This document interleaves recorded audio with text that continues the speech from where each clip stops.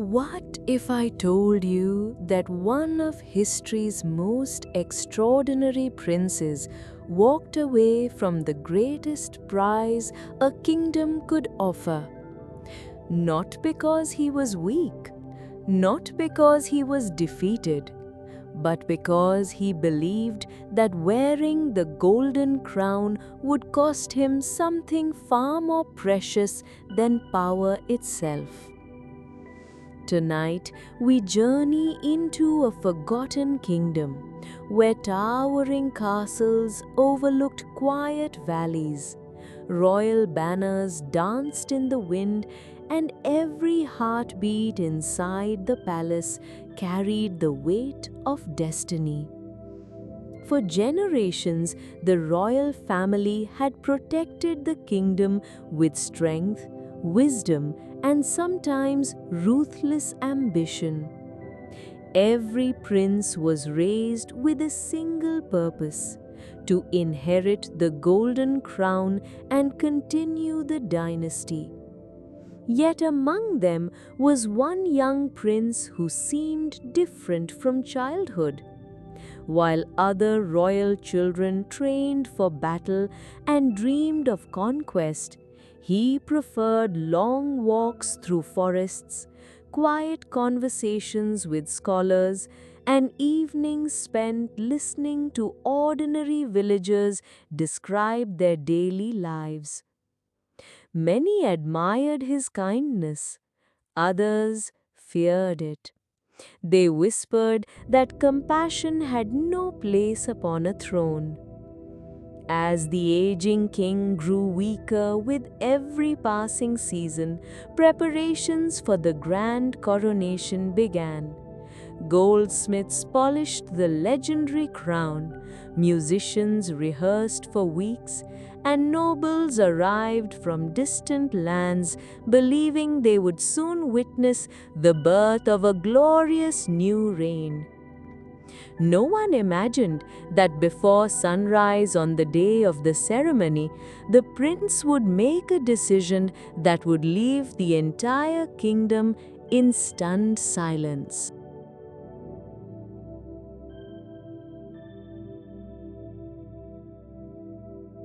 From the day he was born, the kingdom celebrated him as the future king.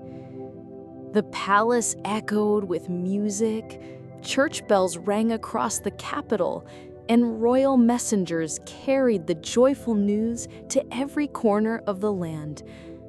Everyone believed that one day this child would wear the legendary golden crown, just as his ancestors had done for centuries. As he grew older, the prince received the finest education available. He learned history from respected scholars, philosophy from wise teachers, and military strategy from the kingdom's greatest generals. Each lesson was carefully designed to prepare him for the responsibilities of ruling.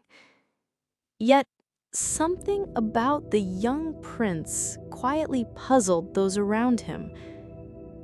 He listened more than he spoke. He asked questions that no one expected. Instead of asking how to win battles, he wanted to know why wars began in the first place. Instead of wondering how much gold the royal treasury contained, he asked whether every family in the kingdom had enough bread to eat during the winter. Whenever he could, he slipped away from the palace walls wearing simple clothing. Without announcing his identity, he wandered through markets, farms, and fishing villages, observing the lives of ordinary people. There, he discovered a different kind of kingdom. Farmers worked from sunrise until sunset. Blacksmiths shaped glowing iron with patient hands. Children laughed in dusty village streets, unaware of the political games unfolding inside the royal court. The prince realized that a kingdom was not defined by its palace or its treasures. It lived in the hopes, struggles, and quiet courage of its people. Those humble journeys would slowly shape a decision that no royal advisor could ever predict. As the years passed, a quiet change settled over the royal palace. The king, once known for his commanding voice and tireless energy, no longer rode through the capital on horseback. His steps became slower, his speeches shorter, and the weight of age could be seen in every careful movement. At first, the court dismissed it as simple exhaustion, but before long, the truth could no longer be hidden. The king's health was failing.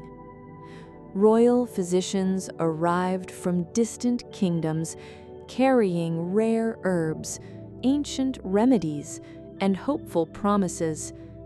Day after day, they gathered outside the royal chambers, yet none could restore the strength the king had once possessed. News of his illness spread beyond the palace walls. Merchants whispered about it in crowded marketplaces. Farmers spoke of it during quiet evenings after the harvest. Across the kingdom, people wondered who would soon guide the nation into the future. Inside the royal court, however, the atmosphere was very different. Powerful nobles began forming alliances behind closed doors. Some competed for influence, while others sought to secure their own fortunes before a new ruler took the throne. Every conversation seemed to end with the same question: when will the prince accept the golden crown? The prince noticed these changes with growing concern. He watched trusted advisors argue over power instead of serving the people. He saw ambitious courtiers treating the coming coronation as an opportunity rather than a responsibility. One evening, he quietly entered his father's chamber. The aging king sat beside a window, looking across the fading light that stretched over the kingdom he had ruled for decades. For a long moment, neither of them spoke. The silence between father and son carried more meaning than words ever could. Deep in his heart, the prince began to wonder whether wearing the golden crown would truly bring peace, or whether it would bind him to the very struggles he had always hoped to change. The following morning, the palace felt quieter than ever before. Even the grand halls, usually filled with the footsteps of servants and royal advisors, seemed wrapped in an unusual silence. The air carried a sense of uncertainty, as though the kingdom itself was waiting for something it could not yet see. The prince was summoned to the king's private chamber. There, only a small fire burned beside the stone wall. The aging king sat in a simple wooden chair rather than upon his royal throne. His face showed the marks of many difficult years, but his eyes still held the calm determination that had guided the kingdom through countless storms. He motioned for his son to sit beside him.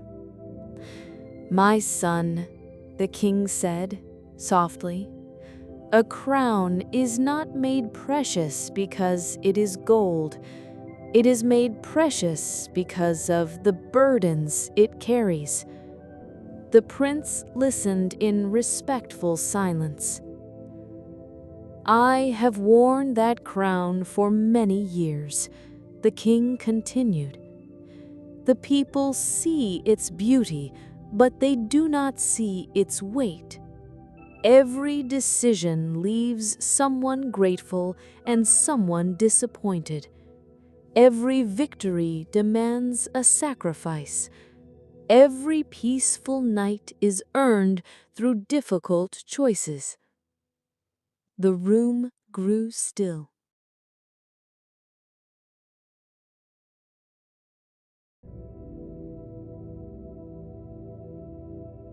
The prince lowered his eyes, reflecting on every lesson he had learned while walking among ordinary people.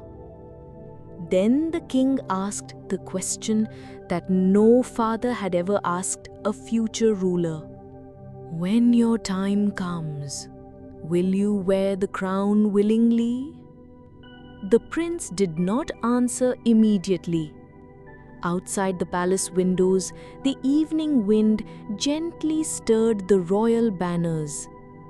Inside his heart, two paths stood before him. One led to power, honor, and the throne prepared since his birth. The other led into the unknown, a path where he could remain true to the values he had quietly embraced throughout his life. In that silent moment, the prince realized that the greatest battle he would ever face would not be fought on a battlefield. It would be fought within his own heart. Before the first rays of sunlight touched the palace towers, the kingdom was already awake. The grand cathedral was decorated with white flowers and golden banners. Noble families arrived in magnificent carriages, while musicians tuned their instruments for the ceremony that everyone believed would begin a glorious new reign. At the center of the royal hall stood the ancient golden crown. It rested upon a velvet cushion beneath streams of morning light, shining with a brilliance that had symbolized authority for generations. The royal advisors took their places. The guards stood perfectly still. The guests waited in respectful silence. Only one person was missing: the prince. At first, no one seemed worried. They assumed he was preparing in his private chamber.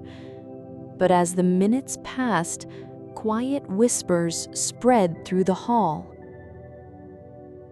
Servants searched every corridor. Guards checked the royal gardens, the library, and the training grounds. His chamber was empty. His royal robes remained carefully folded on the bed. His royal sword still rested upon its stand. The prince had taken none of them. Instead, on a small wooden table beside the window, the king's chief advisor found a single handwritten letter. No one knew what it contained. The aging king looked toward the untouched crown without speaking a word. For the first time in generations, the royal throne stood empty while an entire kingdom waited in stunned silence. Outside the palace, thousands of people continued celebrating, unaware that history had already taken an unexpected turn. And inside that sealed letter lay the truth behind a decision that would be remembered for centuries, the reason why a prince had chosen to walk away from the golden crown. The chief advisor held the sealed letter with trembling hands.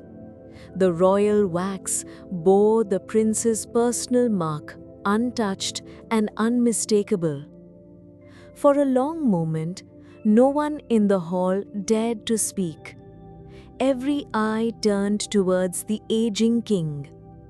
With a slow nod, the king gave his permission. The seal was carefully broken.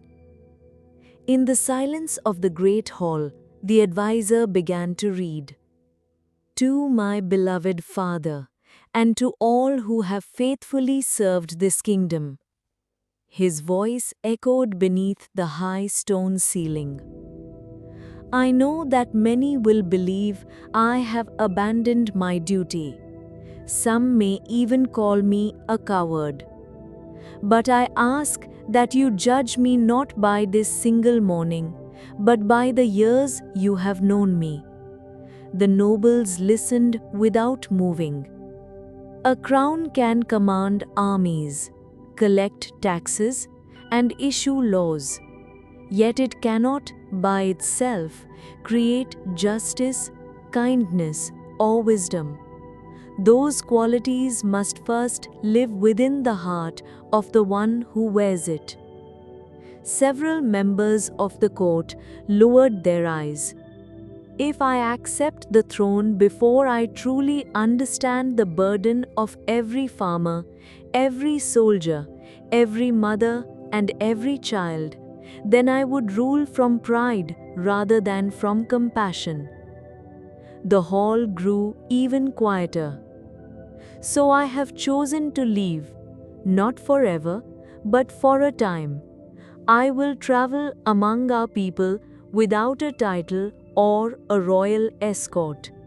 I wish to learn their hardships with my own eyes and earn the right to serve them rather than simply inherit the power to rule them.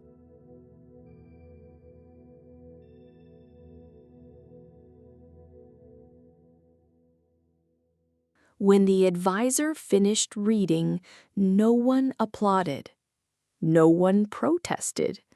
The untouched golden crown still rested upon its velvet cushion, gleaming in the morning light. But now it seemed less like a symbol of power and more like a test of character. And far beyond the palace walls, the prince had already begun a journey that would transform both himself and the kingdom in ways no one could yet imagine. By the time the sun rose high above the hills, the prince was many miles from the capital. Gone were the royal robes of deep crimson and gold. Gone was the polished sword that had once hung proudly at his side. Dressed in simple clothes and carrying only a small leather satchel, he looked no different from any ordinary traveler walking the dusty roads of the kingdom.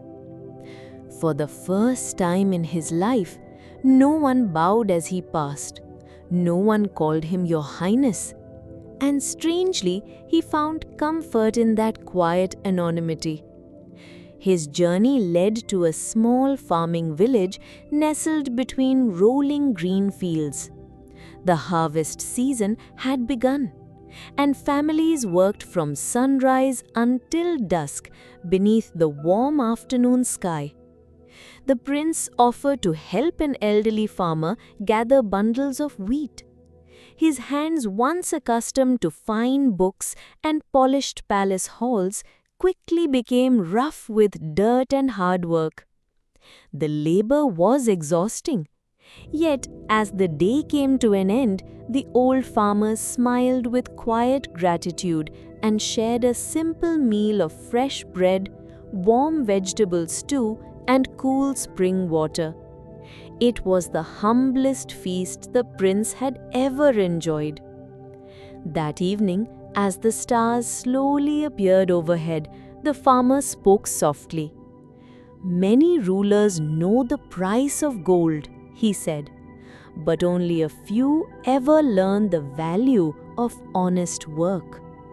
The prince listened in silence. Those words settled deep within his heart. He realized that every loaf of bread served in the royal palace had begun with hands like these. Hands that worked tirelessly without seeking praise or recognition. As the village drifted into peaceful sleep, the prince gazed across the quiet fields beneath the moonlight. With every step away from the palace, he was discovering a different kind of kingdom. And for the first time, he began to understand that the greatest lessons about leadership could never be learned from a throne alone. Several days after leaving the farming village, the prince continued his journey through quiet forests and winding mountain paths. The farther he traveled from the capital, the lighter his heart began to feel. One cool evening, as the sun disappeared behind the hills, he noticed a small stone monastery resting on the edge of a peaceful valley. A few candles glowed softly through its narrow windows, and the gentle sound of a bell drifted through the evening air. An elderly monk welcomed the weary traveler with a warm smile. "You have walked a long road," the monk said. "Come, share a simple meal and rest." The prince accepted with gratitude, never revealing who he truly was. That night, they sat together beneath a sky filled with countless stars. After a long silence, the monk spoke. "Tell me," he asked, "what is heavier, a crown made of gold or a heart burdened by fear?" The prince thought carefully before answering. "I once believed the crown was the heaviest thing a person could carry," he said quietly. "Now I am no longer certain." The monk smiled gently. "A crown has no weight of its own," he replied. "It becomes heavy only when the one who wears it forgets why they wear it." Those words lingered in the prince's mind. Before dawn, the monk handed him a small wooden carving of an oak tree. "When storms come," the old man said, "the strongest tree is not always the one that stands tallest. It is the one whose roots reach deepest." The prince thanked him and continued his journey. As the monastery disappeared behind the morning mist, he carried no gold, no royal title, and no army. Yet he carried something far more valuable, a deeper understanding that true leadership begins not with power, but with humility, wisdom, and a willingness to serve others before oneself. Weeks passed, and the prince continued his journey across the kingdom. He crossed quiet rivers, climbed mist-covered hills, and visited villages that few members of the royal court had ever seen. Everywhere he went, he listened far more than he spoke. Then, one autumn morning, troubling news began to spread. A long season of drought had dried the rivers, the harvest was failing, fields that had once shimmered with golden wheat now lay cracked beneath the relentless sun. Wells produced only a trickle of water, and worried families gathered each evening, wondering how they would survive the coming winter. The prince watched in silence. For the first time, he witnessed hardship not from the safety of palace windows, but from the dusty roads beside the people themselves. Without revealing his true identity, he joined the villagers. He helped carry water from a distant spring. He repaired broken irrigation channels with local farmers. He shared his own food with children who had gone to bed hungry. No one knew they were working beside the kingdom's future king. To them, they were simply a kind traveler willing to lend a hand. One evening, an elderly woman looked at him with grateful eyes. "A true ruler," she said softly, "is not the one who sits above the people. A true ruler is the one who stands beside them when life becomes difficult." The prince remained silent, but those words settled deep within his heart. As the stars appeared overhead, he realized that every challenge he had faced on this journey had been preparing him for this very lesson. Perhaps the greatest test of a king was never how he ruled in times of peace. Perhaps it was how faithfully he served when his people needed him most. The prince who refused the golden crown. Far away in the capital, the palace had grown quieter with each passing day. The grand halls were no longer filled with celebration. Instead, soft footsteps echoed through long stone corridors as royal physicians and loyal servants moved silently from room to room. The aging king had become weaker. Though he rarely spoke, he often gazed from his chamber window toward the distant hills, as if hoping to catch one final glimpse of the son who had chosen a different path. Many nobles urged the king to name another heir. "The kingdom cannot wait forever," they insisted. But the king gently shook his head. "A crown may be inherited, but wisdom cannot." Days later, the palace bells rang slowly across the capital. Not in celebration, but in mourning. The beloved king had passed away peacefully before sunrise. The news spread through every village, every marketplace, and every distant corner of the kingdom. Men removed their hats, women lit candles in their windows. Children, though too young to understand the politics of the court, sensed the deep sorrow that had settled over the land. Yet, amid the grief, one question echoed everywhere. Where was the prince? The throne now stood empty. The golden crown remained untouched, and the kingdom had no king. Far from the capital, the prince paused as he heard the slow tolling of church bells carried across the wind. In that quiet moment, he closed his eyes. Without a single messenger, without a written letter, his heart somehow understood.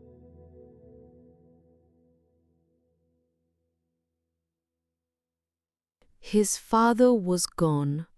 He bound his head in silent prayer, holding the small wooden carving the old monk had given him. Then, with tears quietly forming in his eyes, he turned towards the distant capital. The journey he had begun as a traveler was about to become something far greater. It was finally time to discover whether a man who had refused the crown was ready to become the king his people truly needed. The journey back to the capital was unlike the one the prince had taken months before. When he had first left the palace, he carried uncertainty in his heart, searching for answers that no royal teacher could provide. Now, every step toward home was guided by the lessons he had learned from farmers, craftsmen, travelers, and the wise old monk. The kingdom itself seemed different. Villages mourned the passing of the king. Black ribbons hung from doors. Church bells rang softly at dawn, and people spoke of their late ruler with quiet respect. As the prince walked through the capital's gates, no trumpets announced his arrival. No royal procession welcomed him. He entered the city as he had lived among the people, simply and humbly. Yet before long, an elderly woman recognized him.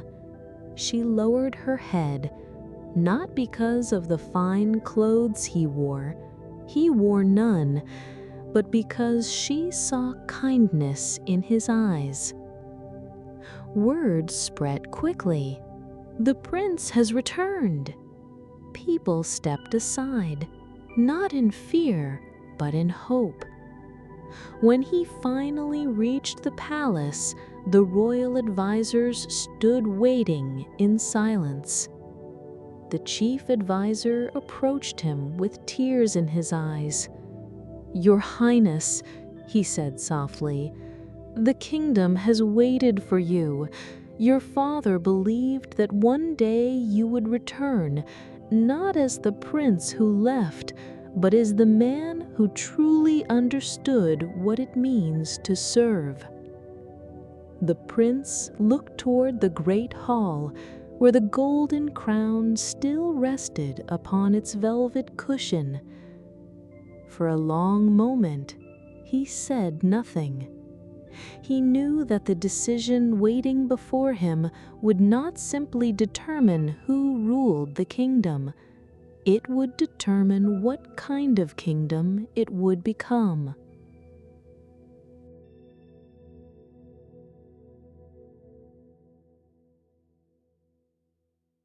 The following morning, the great hall was filled once more.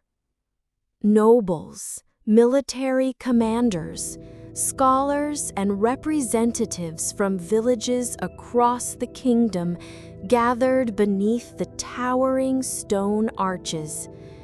The atmosphere was solemn, not celebratory. They had not come to witness a spectacle, but to decide the future of the realm.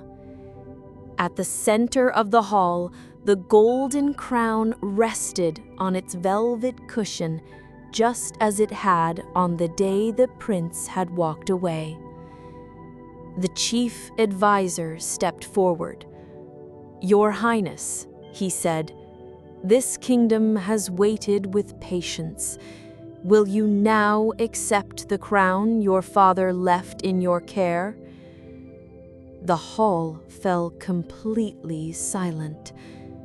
The prince slowly approached the ancient crown.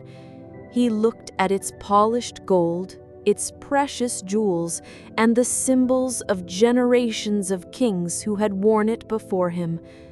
Then he spoke. "When I first stood before this crown, I saw only power." He paused. "Now I see responsibility." His calm voice echoed through the hall. "I have walked beside farmers in their fields, shared bread with families who had little to spare, and learned wisdom from people whose names will never appear in history books. They taught me that a ruler does not exist for the throne. The throne exists for the people." Many in the hall lowered their heads in quiet respect. The prince gently lifted the golden crown into his hands. This time, He did not fear its weight, for he understood that its greatest burden was not made of gold, but of duty, justice, and compassion. And with the eyes of the entire kingdom upon him, he prepared to make the choice that would define his reign forever.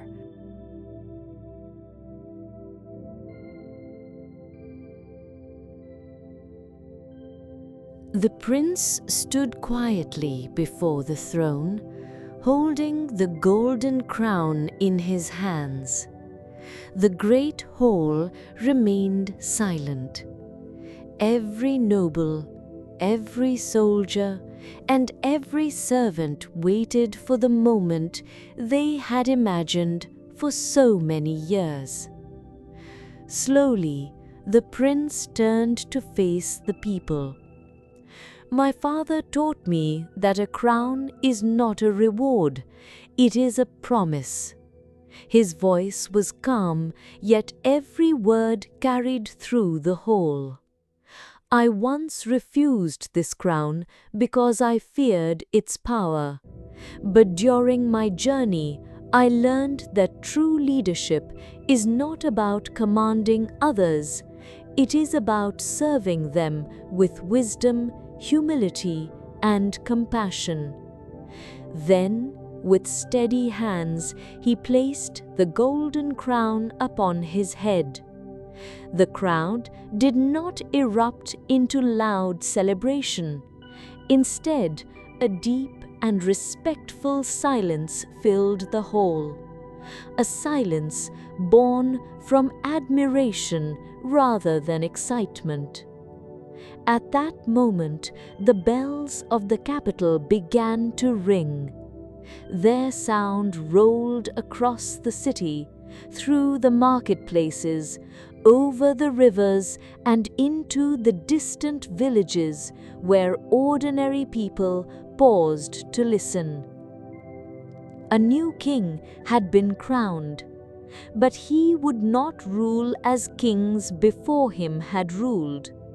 He opened the palace gates to farmers, craftsmen, teachers, and travelers, inviting them to share their voices with the royal court. He judged disputes with patience instead of pride.